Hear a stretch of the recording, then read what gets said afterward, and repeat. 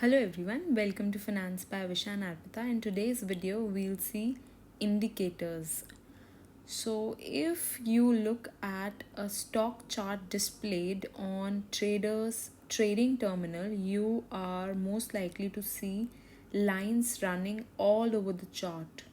These chart these lines are called technical indicators.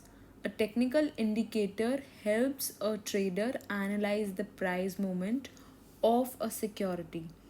Indicators are independent trading system introduced to the world by successful traders. Indicators are built on preset logic using which traders can supplement their technical study, candlesticks, volume, SNR, to arrive at a trading decision. Indicators help in buying, selling, confirming trend, and sometimes predicting trends. Indicators are of two types, namely leading and lagging. A leading indicator leads the price, meaning it usually signals the occurrence of a reversal or a new trend in advance. While this sounds interesting, you should note not all leading indicators are accurate. Leading indicators are notorious for giving false signals. Therefore, the trader should be highly alert while using leading indicators. In fact, the efficiency of using leading indicator are increases with trading experience. A majority of leading indicators are called oscillators as they oscillate within a bounded range. Typically, an oscillator oscillates between two extreme values, basically, for example, 0 to 100. Based on the oscillator's reading, for example, 55, 70, the trading indication varies. On the other hand, a lagging indicator lags the price, meaning it usually signals the occasion of a reversal or a new trend after it has occurred. You may think, what would be the use of getting a signal after the event has occurred? Well, it is better late than never. One of the most popular lagging indicator is the moving average. You might be wondering if the moving average is an indicator in itself. Why we discussed it even before we discussed the indicators formally? The reason is that moving average is a core concept on its own.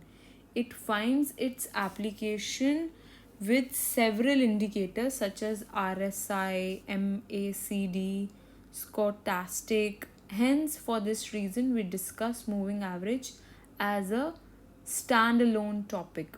Before we further understand individual indicators, I think it is a good idea to understand what momentum means. Momentum is the rate at which the price change. For example, if the stock price is at rupees 100 today and it moves to 105 the next day and 115 the day after, we say the momentum is high as the stock price has changed by 15% in just 3 days. However, if the same 15% change happens over to, let us say, 3 months, we can conclude the momentum is low. For this reason, more rapidly the price change, the higher the momentum.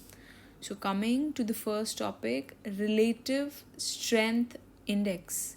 Relative strength index, or just RSI, is a prevalent indicator developed by J. Wedler.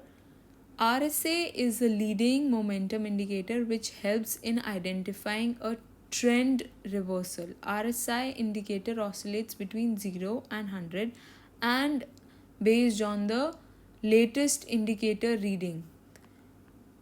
The expectation on the markets are set. The term relative strength index can be a bit misleading as it does not compare the relative strength of two securities but instead shows the internal strength of the security. RSI is the most popular leading indicator which gives out the strongest signals during the period of sideways and non trending range. The formula to calculate RSI is RSI equals to 100 minus 100 upon 1 plus RS. RS is average gain and we divide it by average loss. Let us discuss this indicator with the help of the following example. Assume the stock is trading at 99 on day 0.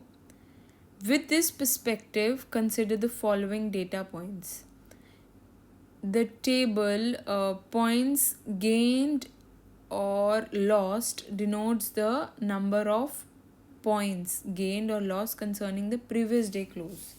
For example, if today's close is 104 and yesterday's close was 100, so the points gained would be 4 and point loss would be 0. Similarly, if day's close is 104 and the previous day close was 107, the points gained would be 0 and the points lost would be 3.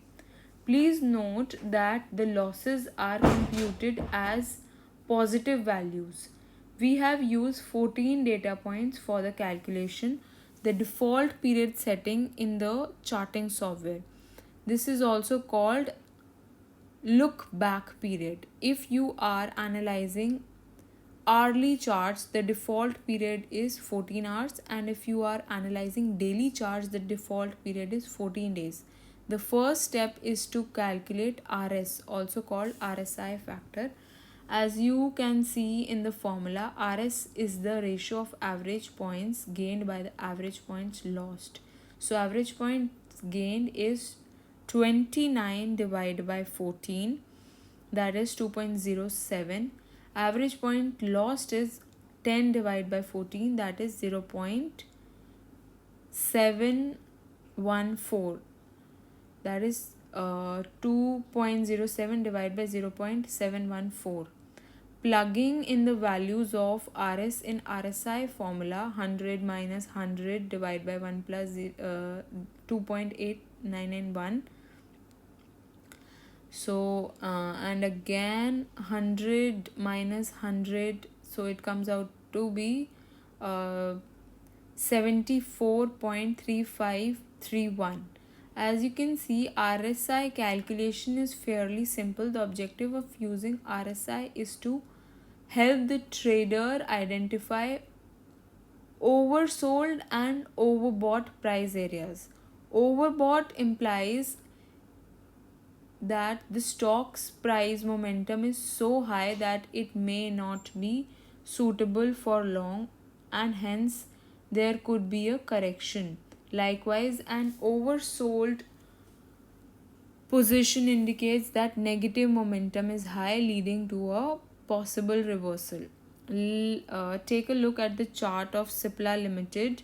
You will find a lot of interesting developments. To begin with, the red line below the price chart indicates the 14 period RSI. If you notice the RSI scale, you will realize its upper bound to 100 and lower bound to 0. However, 100 and 0 are not visible in the chart. When RSI reading is below 30 and 0, the security is supposed to be oversold and ready for an upward correction. When the security reading is between 70 and 100, the security is supposed to be a heavily bought and is ready for downward correction. The first vertical line marked from left shows a level where RSI is below 30, and in fact RSI is 26.8. Hence, RSI suggests that the stock is oversold. In this particular example, RSI value of 26.0 also coincide with bullish engulfing pattern, which gives the trader a double confirmation to go long. Needless to say, both volumes and our SNR should also confer to this. The second vertical line points to a level where the RSI turns 81, a value which is considered overbought. Hence, if not for looking at shorting opportunity, the trader would be careful in this decision to buy the stock. Again, if you notice the candles, they form a bearish engulfing pattern.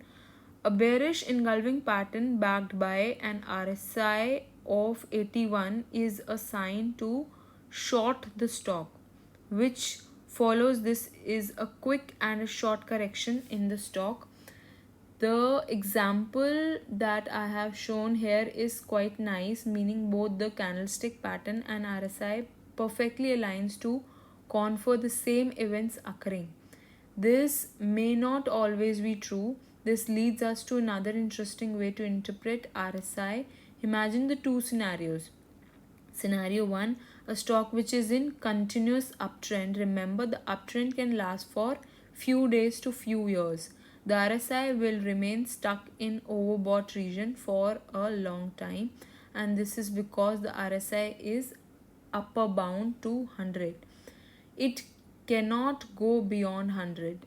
Invariably, the trader would be looking at shorting opportunities, but the stock, on the other hand, will be in a different orbit. For example, either Eicher Motor Limited, the stock has generated a return of close to 100% year on year.